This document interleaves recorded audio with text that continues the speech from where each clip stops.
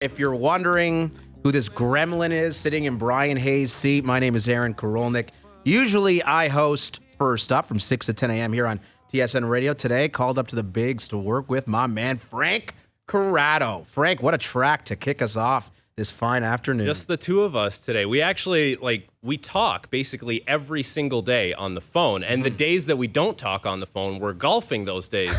So we bypassed the conversations today because we knew we had 3 hours of radio. And I just wonder if it's going to have the same kind of edge that it usually has when we're, conversing on the daily. No, well, sometimes, and generally speaking, when I'm doing radio, I've been working in radio a long time, you try to avoid conversations with the people you're working with to keep things fresh, right? Like, we're not sitting in the studio prior to the program discussing our thoughts on a variety of big topics here in the sports world, most notably in Toronto, the Jays, another debacle last night. We'll get into that. Of course, the Toronto Maple Leafs. Big news this afternoon with Sheldon Keefe receiving a 2-year contract extension. I know you were doing some SportsCenter prior to the beginning of OverDrive, but I always feel it's best, Frank, to avoid the conversations and keep things fresh. So we have 3 hours of strong content ahead. We have 3 hours, and I was talking to the Grappler before the show. I said, can I throw out a tweet, poll question?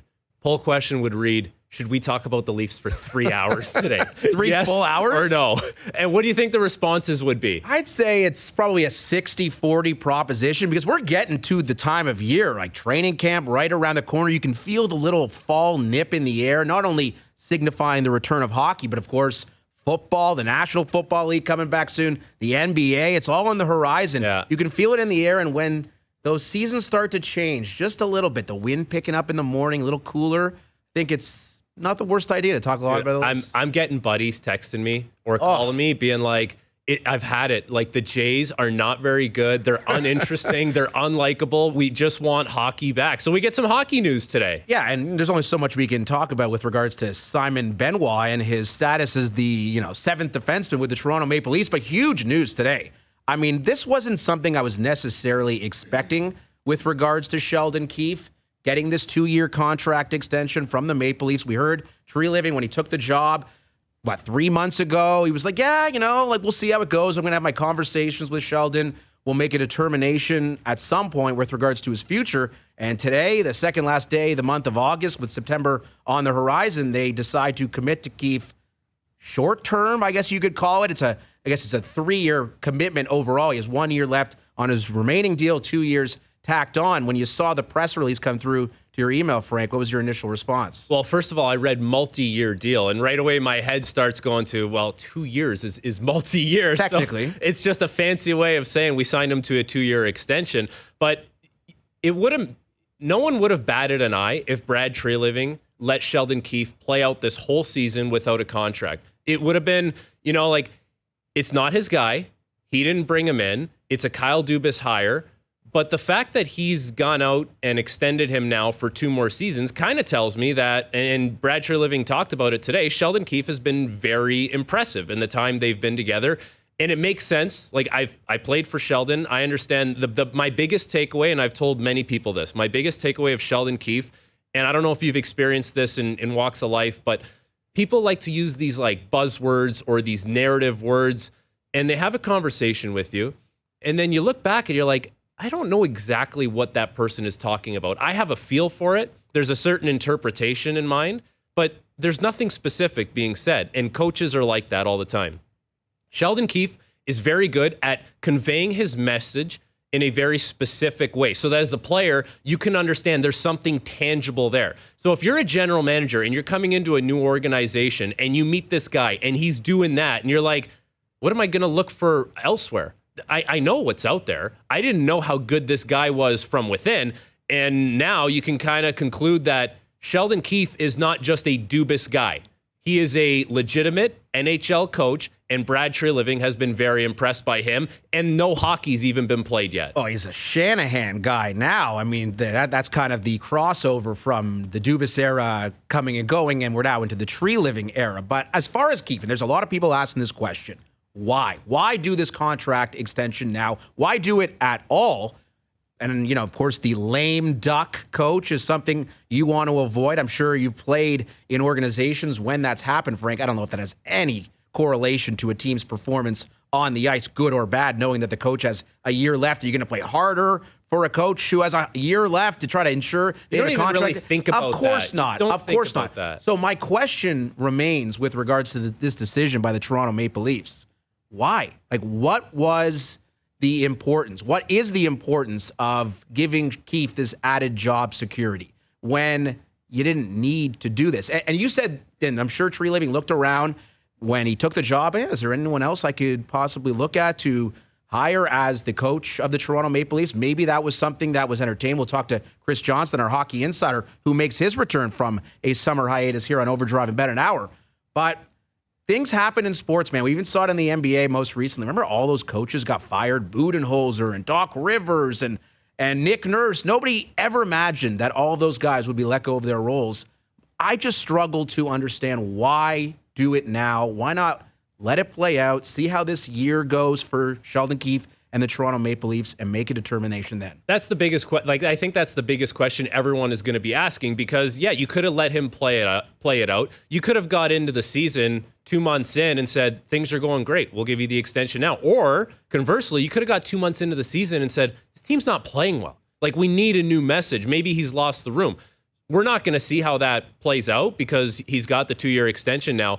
But if you kind of put yourself in Tree Living's shoes and you're evaluating this situation, you start thinking, okay, well, this group is primed and should be ready to contend for a Stanley Cup. In your head, that's what you think. You got Austin Matthews, top 5 player. We go down the list. Like, we know what this team has. Are you going to bring in a first-time head coach again to this group? Likely not. So that crosses off a whole bunch of options. So then you start looking at the recycled candidates. There's some guys who have been out of the league for a long time, and you start thinking, am I going to dust that guy off and bring him in?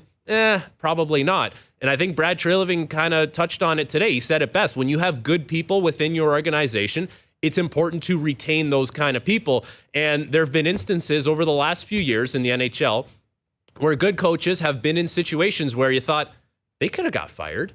Jared Bednar could have got fired in Colorado. They couldn't get past the second round. Cooper could have gone fired in Tampa Bay before they had the Stanley Cup success. They lost to Columbus in 4 games when they won the President's Trophy. Who's another one? Rod Brindamore could be in that same kind of crosshair situation, although Rod is probably the most secure coach ever in the history of the game. Certainly up there right now. But they have kind of like, not plateaued, but they have a certain level, threshold level, where they can't get by. So I think there's plenty of examples where if you give coaches a little more runway and keep working with them to facilitate the kind of team around them that would lead to success, at some point, maybe you do get there as long as you have good people in place. Now, what is undeniable with Sheldon Keefe is his record as the head coach of the Toronto Maple Leafs in the regular season. 166, 71, and 30 are the Toronto Maple Leafs in the regular season under Sheldon Keefe. That's a fantastic record. You can't possibly ask for more of a coach than that. Now, the playoff record is something that is not as flattering with regards to Keefe. We know the loss to Columbus in the bubble. We know the 3-1 blown series lead to the Montreal Canadiens. They lose to Tampa in 7. They did beat Tampa in 6 to end the 19-year playoff drought. But then again, of course, we know how the second round played out. The 5-game loss to Florida, including, 7 straight games with 2 goals or fewer for the Toronto Maple Leafs. Again, I just go back to the question of why. And Tree Living clearly has spent a lot of time with Sheldon Keefe in this offseason. And we know the reports are that he traveled to Arizona to meet with Keefe to figure out what type of rapport they can build, the chemistry that the general manager and the coach have. And I think what I'm most fascinated by with Sheldon Keefe this season and how the Toronto Maple Leafs are going to look is with Kyle Dubas out of the equation. Kyle Dubas hired Sheldon Keefe in the Sioux, brings him over to Toronto to coach the Marlies, then to coach the Toronto Maple Leafs. The Dubas influence on Keefe's coaching style cannot be understated. Not only the way they played, but the personnel in which he was made available to him. I'm thinking guys like Alex Kerfoot and Justin Hall. I don't know. Engvall. Go down the list. Yeah, I don't know if those guys were necessarily Keefe guys or they were Dubas guys. The Dubasless Keefe is something I'm fascinated. Will there be a different style that Sheldon Keefe employs? And perhaps that's Brad Treliving's influence. Perhaps that's Brendan Shanahan's influence. But without Kyle Dubas at the helm of the Toronto Maple Leafs, I'm curious to see if we see a different style. And we know Tree Living's talking about the snot and whatever type of piss and vinegar. Yeah. Very so popular there's one. the terminology that is being utilized a little bit different than in the past. And I'm curious if that actually translates to what we see on the ice. Well, just quickly on that, like Tree Living is using those buzzwords that I was talking about, but Keefe will be able to tell you exactly what snot means in a certain area on the ice, breaking it down in video. So I appreciate that from a player's point of view. But and the question has come up now, does the team look different enough to have success this year? Because we know how things have played out. And I think you bring up a good point. Without Dubas's influence, with Brad Tree Living kind of walking into the coach's office every day to have the morning meetings and watching things from close, now we'll see how much different maybe things will operate. We know the personnel is going to be a little bit different, but I don't know about you. I didn't expect Brad Tree Living to show up to this organization and completely rock the foundation and shatter what was built here. Because when you have a team that does really well in the regular season, year after year after year, you've obviously done something right. They've had their hiccups in the playoffs. They haven't been able to get it done. But how many teams do you hear throughout the regular season say, we're just trying to get into the playoffs and we'll take it from there? They have the roadmap. They have the blueprint. They know exactly how to do it. Sheldon Keefe is one of the best coaches in that regard. You look at what happened to Boston. Best team in regular season history.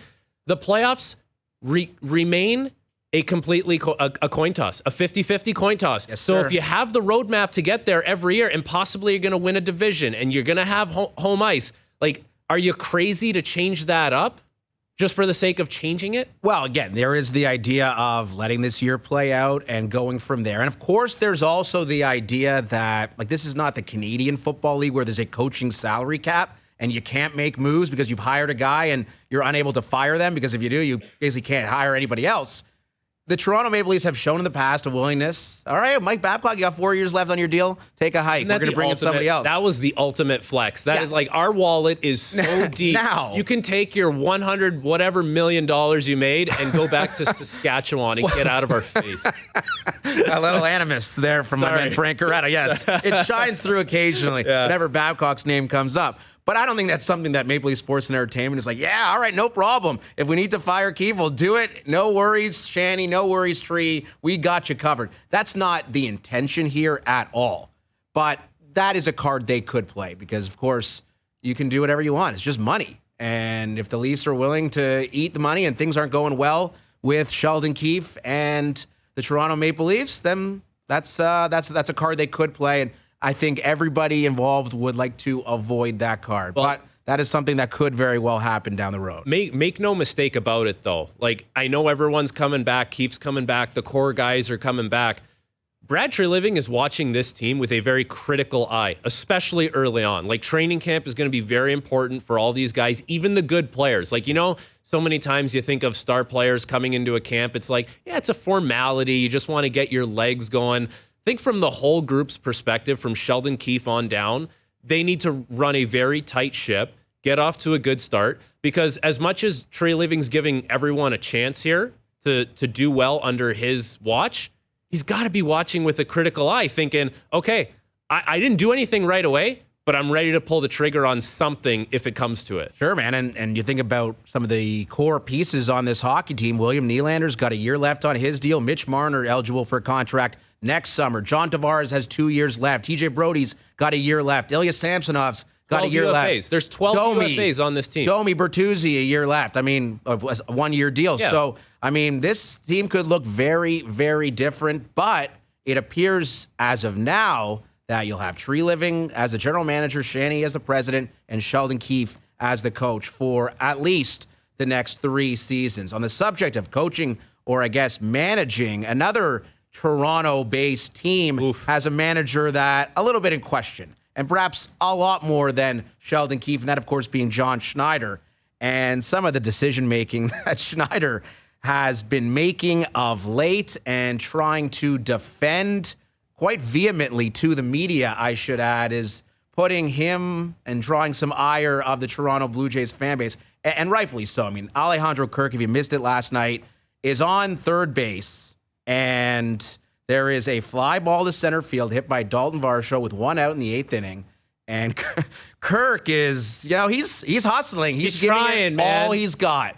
But he gets gunned down from center field, pretty deep center field. Like, I think 99% of MLB players score on that. You think you score from third base on that play, Frank? No. Not right you now. do. You do. Come on, man. Don't sell yourself. But then I have short. like hernia surgery after. Yeah, or I pulled a hamstring. If you're hustling like that, like Grappler and I were talking about this before the show, like, do you think you score from third? Graps thinks he scores. No. Which I think he's a good athlete. He's a big boy. He's got those long legs. And he's like a locomotive, is our man, the Grappler. Maybe in the old day where you could run over the catcher and the ball would come loose, but they did, no way. They not did try today. to challenge it, too. It's like, which wasn't even close. Not even remotely close. If they had called that the other way, ooh, man, if I was Washington's manager, well, dude, I would like have gotten insane. Schneider didn't earlier in the season, he had an incident where he went out to the mound twice to Manoah, and Manoah had to come out of the game, and he was like, yeah, that's on me. Like, I forgot about that one. I wonder if last night, like, he defended the Kirk thing, saying, like, we want his bat later in the game and this and that, and we're thin anyways. But it's like, that's another one where you're almost looking at it saying, no, man, I think you messed up. Like, I think that's on you. Why don't we take a listen to Schneider's commentary post-game trying to defend his decision to keep Alejandro Kirk on the bases as opposed to pinch running? We were a little short. Brandon wasn't available. We had guys playing everywhere, Biz at short, Davis at third, kind of a lot of moving parts. Tying run, yeah, we would have had a runner there. Down by 2, no. The game goes, a lot of different ways to where, crazy happens and you get into the 11th inning and that spot comes up and you want Kirky at the plate. So, kind of a general rule of thumb. Yeah, for sure. The odds of a medium depth fly ball with an average throwing outfielder and Kirky at third was probably last on my bingo card. I just got to go back to the whole, you need Kirky in the 11th. Kirky. This isn't last year. Kirk has been objectively bad this season. He has a 660 OPS. And, he's doing some good things today. A 2-run double. Great start for him today against Washington.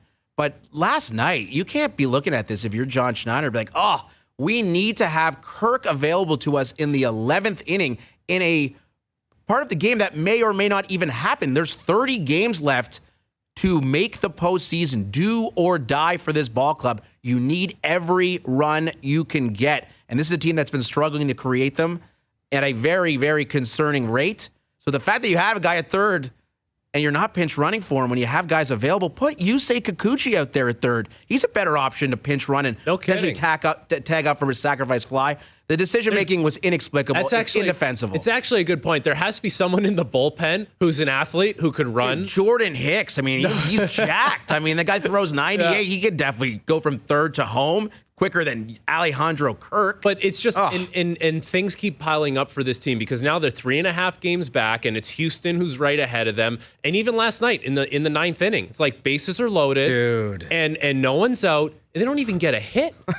They don't even get a hit. Like, it's outrageous what's going on with this team. And then, Danny Jansen, who's been really good this year, he's the guy who eventually comes up to hit, and you're like, I can't believe we're relying on, like, Danny Jansen.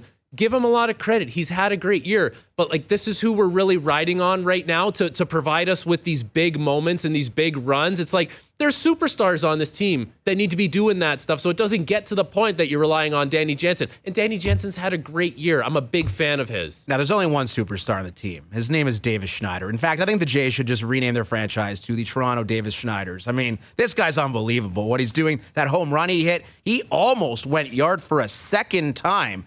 And, of course, you know what happened after Davis Schneider rips it off the wall. Vlad Jr. grounds out to shortstop, end of the inning in the 7th. So, classic.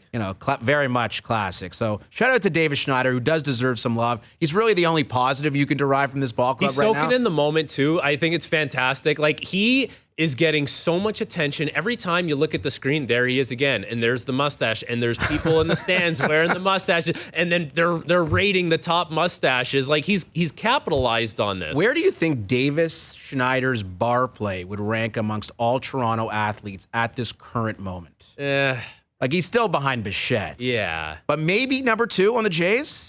It's still a little obscure, though. Like, he could just be one of those Queen Street West guys with a mustache. The hipster Queen Street. Yeah, like, he could put on West. that, like, he could put on that flat brim hat with the mustache and maybe put on, glasses without lenses, the circular ones. He would hang out on Ossington, not on Queen Street. And then he'll West. wear those shorts. You know which shorts I'm talking about, but higher socks and Converse. Oh, don't you see that guy everywhere? I know who what I'm you're talking referring. about? Absolutely. Yeah. I live in the area that you're referring to, Queen Street West. So yeah, I see that more than I care to admit. And he's always got a knapsack. That guy always has a knapsack. I don't know what. Maybe some kombucha would be in that knapsack. Yeah. Something like that. But David Schneider, all kidding aside, deserves a ton of love. I mean, 28th round pick. The guy's hitting like 430 with a 1400 OPS. Well, there's. I mean, it's unbelievable. But, and there's it's another absolutely thing amazing for John Schneider. It's like this guy hasn't been in the lineup consistently. Yeah. And it's like people are begging to put this guy back in the lineup. Like, what more does he need to do on the field for you to convince you that he's an everyday guy at this point with where the team is at? Oh, there's no more convincing required, especially with Chapman out, Bichette out. I mean, they've got, talking about Schneider, Espinal, and Ernie Clement in their infield, and Vlad Jr., who, by the way, and I want to go back to the ninth inning, and a lot of people are talking about John Schneider, the lack of pinch running with Alejandro Kirk, rightfully so. Objectively terrible decision from Schneider, even though he doubled down pregame today and saying, he's not saying he made a mistake. He's keeping up his end of the bargain as far as defending the decision. The bottom of the ninth inning, the Jays are facing this Finnegan character, the closer for Washington, who was so crazy wild, was throwing the ball all over the place, had no type of command. The bases are loaded. There are 0 out. The 2, 3, and 4 hitters are coming up for the Toronto Blue Jays. Davis Schneider, Vlad Jr., Danny Jansen. Schneider strikes out. Vlad Jr. grounds out. Jansen pops out. That's the game. They score 1 run on the fielder's choice from Vlad. And that just is the personification of what we've seen from this team time and time again. 1 for 11 with runners in scoring position against a Washington team that has no business beating the Toronto Blue Jays. And yet the Jays, in like the 30th example of the worst loss of the season, they do it again. So frustrating. And it's not even worth being frustrated for now because it's happened so many times, and now they've dug themselves such a hole, and the teams in front of them are winning games. Like the Jays are 5-5 in their last 10. You know who else is 5-5 in their last 10? The Oakland Athletics. Like that's the kind of company they're in right now. Oof. That's the kind of ball they're playing. But meanwhile, Seattle just keeps winning. Houston wins. Texas wins. I don't know, man. Like playoff hopes are not slipping away. They've slipped away at this point. I can't see how this is a playoff team at this point. Fangraph still has the Jays at 38% chance. Yeah, you know where they were 3 weeks ago? Like 80, 90%? Pushing up on 80. Yeah. They were over 75% to make the playoffs 3 weeks ago. Imagine digging yourself a hole that quick. I don't know, man. Well, Colorado, Kansas City, Oakland, they've got some bad teams coming up that they face, but the question remains, are the Jays just a bad team at this point, especially with Chapman and Bichette out of their lineup?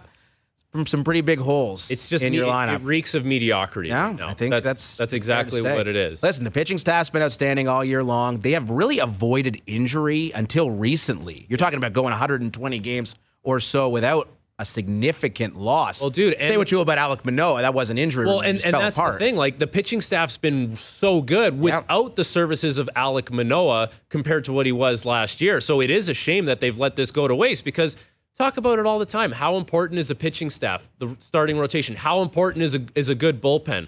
For years, it's been like Jays need serious help in the bullpen. Like they can hit home runs, but that's holding them back. And then this year, it's like they can't bring in anything when the time is right, when they need to. Tough time for Jays fans. It's a struggle, man. You sit down at 7 o'clock, you're like, oh, all right, I'm going to do this again. I know how this ends, but I'm going to subject myself to more pain. We'll talk to Rich Griffin coming up around 6:30. Looking forward to that in the third hour of the show following the conclusion of Jays Nationals this afternoon. John Herdman on the show. This is the manager/coach edition of OverDrive here, Frank. We're talking about Sheldon Keefe's extension, John Schneider's decision-making, and now John Herdman, the new coach of Toronto FC. He'll join us at 5:30, and we'll talk to our hockey insider, Chris Johnston, just after 5 o'clock. Again, Keefe, a 2-year extension with the Toronto Maple Leafs. I am Aaron Korolnek. That's my man, Frank Corrado. We've got Role Play Level of Concern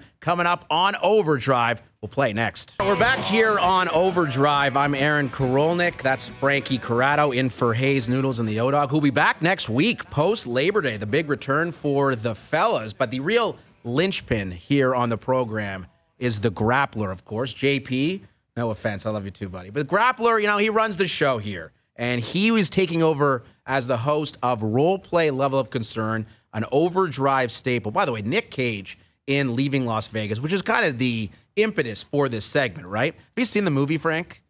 Sadly, I have not seen it. It's a really depressing movie, actually. And it's funny that such a terrific segment has emerged from such a depressing movie. I don't think it's particularly good. I do think Nick Cage may have won an Oscar for the role of whatever his character's name was in the movie. But in any case, a man who would win an Oscar if it existed in Canadian sports radio is the Grappler. Why don't you explain how this works, Graps? Wow, what an intro. Okay, yeah, I believe most of our viewers and listeners understand this segment, but for those who don't, Role Play Level of Concern, we'll obviously be playing the roles of a handful of different sports figures around the world, and if you have a low level of concern, you are, pint on a patio, middling level of concern, 6-pack and a couple shots, 12-pack. You can kind of be, there's a bit of variety there. A new addition just this past year, Marty Bushwood, Wildwood. Yeah, 6 Bush Light, 6 Bud Light, and I love them, tall boys. Hamilton Tycat super fan, Marty Wildwood. AP is so quick on the trigger with that one. He absolutely loves it. And then if it's all hands on deck going crazy, high level of concern, you are Nick Cage in Leaving Las Vegas. Let's do it. What's our first topic, Raps? Okay, AK, you are playing the role of Ross Atkins. What is your level of concern that you will be canned if the Blue Jays miss the playoffs? 2 White Claws in Trinity Bellwoods Park on a sunny August afternoon. A very low level of concern. Wow. Let me explain why. Mark Shapiro runs things with the Toronto Blue Jays. His hand-picked guy is Ross Atkins. And to be completely frank here, I know your name is Frank Corrado, Frank. I don't know how much blame Atkins really deserves for what's going on here with the Toronto Blue Jays. He's assembled the best pitching staff in Major League Baseball, a terrific bullpen, but he has a collection of superstar players who aren't living up to their end of the bargain. So is Atkins, does he have a flawless tenure? No, of course. The most recent trade deadline, Paul DeYoung, that acquisition was horrendous. That did not work out well. Didn't bring in a power bat. That was probably a mistake. But I don't think Ross Atkins should be concerned about his job security at all. The fall guy, if the Jays miss the playoffs, will be the manager, John Schneider. And I'm not sure how concerned he should be either. Well, doesn't that concern you that it's going to be Montoyo into Schneider into whoever else? That's you're it. Just making the manager out to be the fall guy every single time. But the product on the field Correct. is the issue. And there's some players there that, yeah, it's going to be tough decisions because there's some big names and a lot of potential. But what do you do? At some point, do you start phasing away from some of these guys? I don't know. I don't know how you do that. But you can't just make the manager the fall guy every single time. Well, that's it. And Montoyo fired, last July? I mean, you're really going to bring in a third guy in 3 years? I don't think that's going to happen with Schneider. And I certainly, as, of course, my answer to role play level of concern would indicate, don't believe that Ross Atkins is under any real type of pressure as far as his job security goes. Let me ask you this. Where's Donnie Baseball in all this? Why don't we ever hear or see from Donnie Baseball? I don't know, man. He's in there. He's in the dugout. He's in the trenches with these guys. Well, there's a lot of talk about Guillermo Martinez, the hitting coach for the Jays, right? And all the criticism levied towards him, considering the struggles of guys like Vlad and Alejandro Kirk and Springer and other guys, Varsho. But right. I don't know. Donnie Baseball seemingly just, skirting the criticism. Yeah, he's flying very efficiently. Under the radar. It's a big name that's flying under the radar on a team that's not living up to That's potential. Exactly it. What's next, Raps? Okay, and one thing with Mattingly, is my understanding that when he took the job, it was pretty much he would be the ultimate behind-the-scenes person where he would be on the bench and do absolutely no media, will not be a face for the franchise. Donnie Baseball is there for one thing, and it's baseball. Okay. Nice. Okay. Frankie, you are playing the role of disgruntled Indianapolis Colts running back Jonathan Taylor. Level of concern that fantasy owners will not get anything from him in 2023. Rick Bushwood, JP. 6 Bush Light, 6 Bud Light, and I love them, tall boys. Because he's on the PUP list, he's guaranteed to miss at least 4 games, even if he is traded. Now, the Colts gave him a soft deadline of Tuesday, which was yesterday, to get a trade done. Him and his agent could help facilitate the trade. Nothing happened. So I don't know how much changes when the season starts. But with all that being said, is he willing to sit out the entire year? We've seen running backs do that before. I think Le'Veon Bell was the example that comes to mind. And he's like, I regret doing it. Like, I should have played at some point. So maybe he's dug in and he's going to do it. And if you're a fantasy owner, yeah, that's not great for you. But maybe there's a part of him at some point, even if, after the 4 games is up, he's like, I got to play. I think I just have to play. And you know what? They'll franchise tag me and away we go like everyone else does. Possibility for sure. The NFL trade deadline on Halloween. I think that's probably the next deadline for Jonathan Taylor. And my guess is he's probably traded around that date and they'll find a new spot for him. By the way, did you see some of the reports out of Florida about what the Colts were asking the Dolphins for Jonathan Taylor, a running back? Apparently, that's according to Barry Jackson, who covers the Miami Dolphins. Indianapolis was asking for Jalen Waddle, who's objectively one of the best receivers in the NFL, a superstar, he and Tyreek Hill. I mean, why in the world would Miami do that? It's so stupid. So I don't know. You can ask for whatever you want. Doesn't mean you're going to get it. And the Colts, they didn't get anything ahead of that self-imposed deadline. So we'll see what happens with Taylor, but I don't think you're going to be seeing him in an NFL uniform until closer to Halloween. Well, maybe JP will draft them tomorrow in our TSN I hope fantasy draft. Well, I do wonder, the TSN 1050 fantasy draft tomorrow night, that is a hot text chain that's going on WhatsApp. If someone's auto-drafting or whatever, like they might get stuck with Taylor in like the second round, and that's a disastrous pick. Okay, before we move on, who's most likely to have it on auto-draft by accident tomorrow and pick up Jonathan Taylor? Yeah, is Koliakovo in the league? I'm not sure. I haven't looked at we might not be playing for enough money with Koliakovo. Exactly. I think you're probably onto something there, Frank. Rappler, what's next? AK, you are playing the role of the U.S. men's team at the FIBA World Cup, a level of concern that the Canadians are actually the best team in the tournament. I think it's still a pint on the patio for the American team, which is stacked, right? I mean, this is a team that has a vast collection of talent up and down their lineup, and they do something well that Canada doesn't. That is shoot the three. Canada doesn't really have these three-point shooters. They also don't have a real big man inside who could, and Kelly Olynyk, God love him, he's a good player, a really good player, a really quality FIBA player. But you're talking about the reigning defensive player of the year in Jaren Jackson Jr.,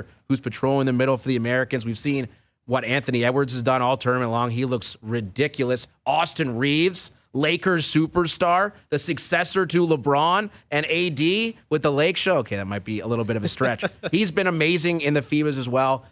Now, I do think Canada might be the second best team, and that's exciting. That's exciting. If we could see a Canada-U.S. showdown in Jakarta, my goodness, Frank, I'd sign up for that one. It would be great, and this Canada team seems very likable. Even going back to last game against Latvia, like it wasn't going well for them. Their coach went ballistic on the sidelines, and you see like how scrappy they are, and there's a lot of talent there, but when the talent meets that kind of like scrappy tenacity, it's a very good team. And Shai Gilgeous-Alexander has been incredible to watch. That dude is just a blessing for Canadian basketball. He is awesome. You know who else has been good?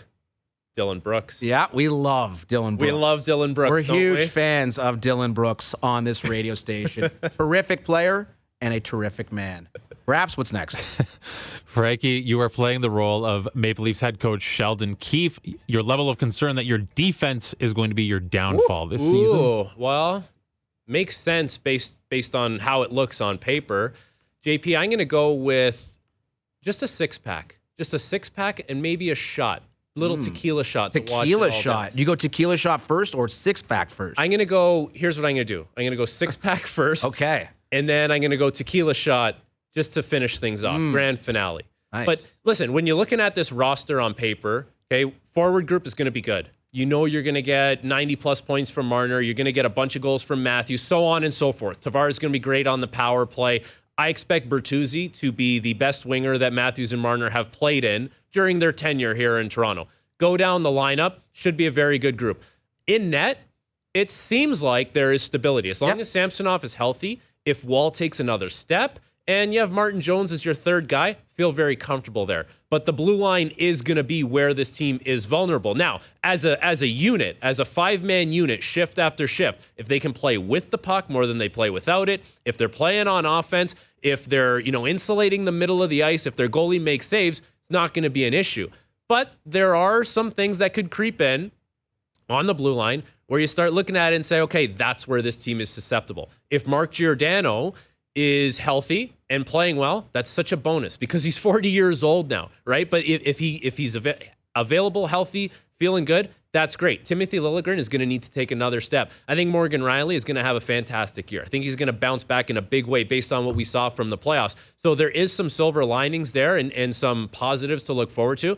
But if you're looking at the team, you're thinking, that's it. That's the only possible way things could go south for this group. Yeah, you're spot on. John Klingberg, I mean, is he going to look vintage Which John Klingberg are you getting? You getting the Anaheim guy or the Dallas guy? Well, a Minnesota guy, who was like their 5th or 6th D-man by the end of his tenure there. I mean, it did not look promising, but clearly the Leafs view Klingberg as a guy they could maybe use as a reclamation project in many respects. Guy who could build his own value back up on this 1-year deal and maybe produce offensively something that the Toronto Maple Leafs really lacked beyond Morgan Riley. Think about the playoffs. Like, how many guys had any type of offensive production beyond Morgan Riley? I agree, and I think Trey Living kind of looked at that and said, okay, there's going to be a couple things missing here. The Luke Shen type guy is not there. The big, burly, physical defenseman, they don't have that. So you can forget about that element for the time being. I'd be shocked if they don't add that at some point in the season. But you're right. Offense from the blue line, this is kind of like Brad Treliving looking at it saying, okay, if I can't add this big physical guy, I'll add an offensive guy and see what that gets me. And there's always, there's going to be bad teams during the season that maybe didn't plan on being bad. And you're like, I'll pick off someone there at some point. But I would be shocked if this is the group that they went into post-trade deadline games with. Impossible. Yeah. Like, there's no way that happens. We remember the significant moves that Dubas made. Was it 6 new players prior to the deadline that they brought in that they had for the playoff run? Wouldn't be surprised if it's a very similar type look coming up this season. Mr. Grappler? Okay, AK, you are playing the role of Nathan Rourke, who went unclaimed on the NFL waiver wire, signing with the Jacksonville Jaguars practice squad. Level of concern, you made a mistake going to the NFL. Oh, man, this is so painful because Nathan Rourke was so much fun to watch last year as a BC Lion, but I have a very, very slight level of concern. Maybe I take it back to my days at the University of Western Ontario. A little bit of vodka and some sugar-free Red Bull before the bar. Just 1, maybe 2 of those. Nothing crazy, Frank. That just a taste. Just a taste. Because at the end of the day, Rourke's on the practice squad with the Jacksonville Jaguars, right? He's still going to be given an opportunity. There's only two quarterbacks on the roster for the Jags. Of course, Trevor Lawrence, CJ Beathard. And if there is an injury to Lawrence, my guess is Beathard shows up there and doesn't perform because we've been seeing that throughout his entire NFL career. He's just not that good at all. Rourke, I think there's an upside that is untapped and wouldn't surprise me at all. At some point, maybe there's a trade or an injury that could lead him to NFL prominence. So, very slight concern. Nathan Rourke made a mistake at this juncture. Some people have called you Mr. CFL. We both like the CFL. The reality for Nathan Rourke is the CFL is always going to be there for him. Exactly. He can go pursue this NFL dream. He can play on the practice squad and make good money in the NFL, still in that circle. And we saw it with San Francisco last year. Trey Lance got hurt. Garoppolo got hurt. Guess who was next up? Brock Purdy. And he did great. Maybe there's a situation that presents itself.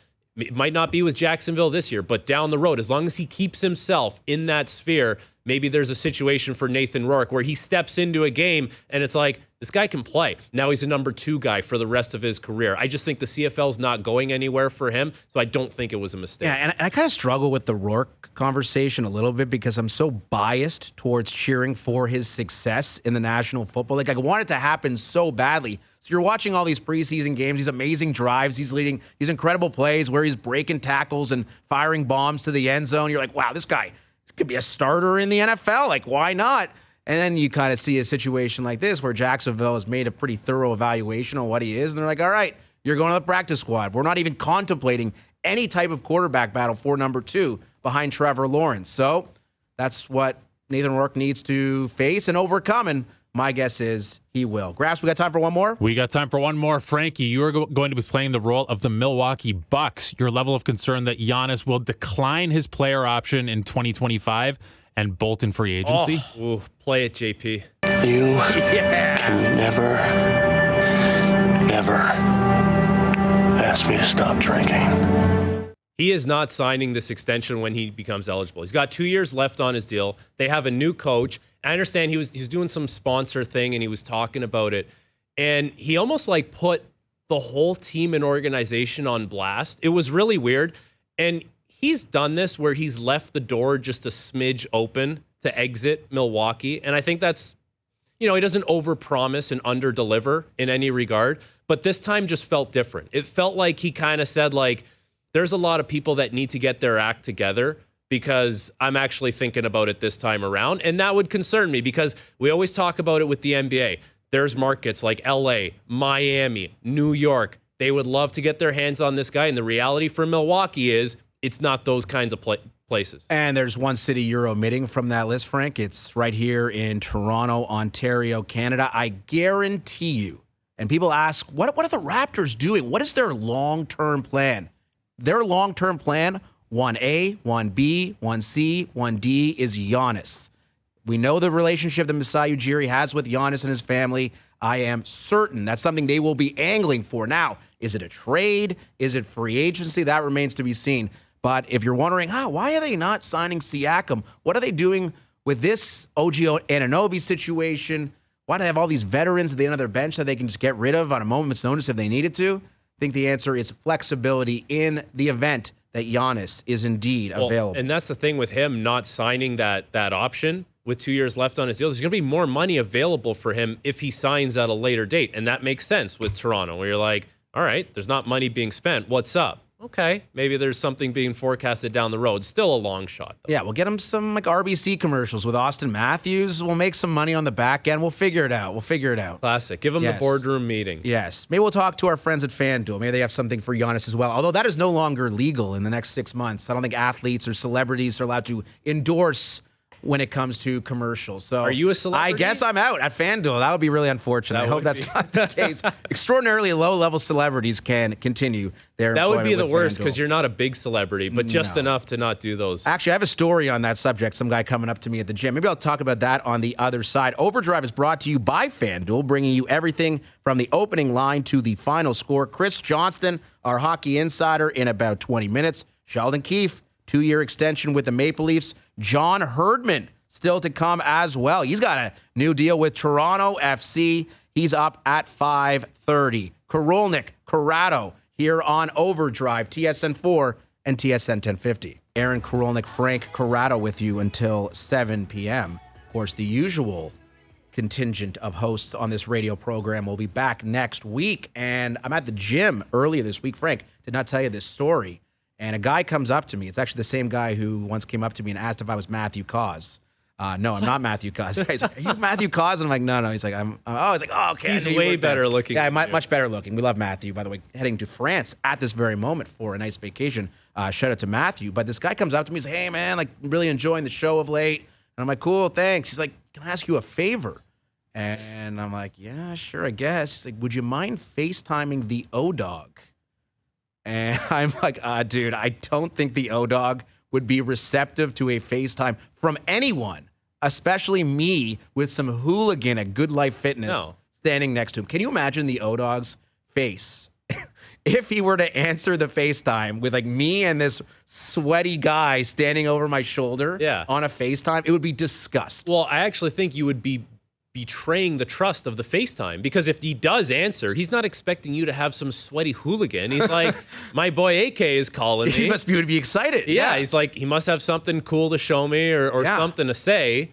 Yeah, that can't fly, man. I played in a member guest tournament. Are you familiar with the term professional beauty? Do you know what that means? Of course. A group of gentlemen who are such beauties. It's like they do it professionally. That's like, these guys were a bunch of gems, great guys, but it's crazy how many times people come up to you and they go, hey, how's the O-Dog? Yeah. What's the O-Dog like? Everyone wants to know how the O-Dog is doing. O-Dog's doing great.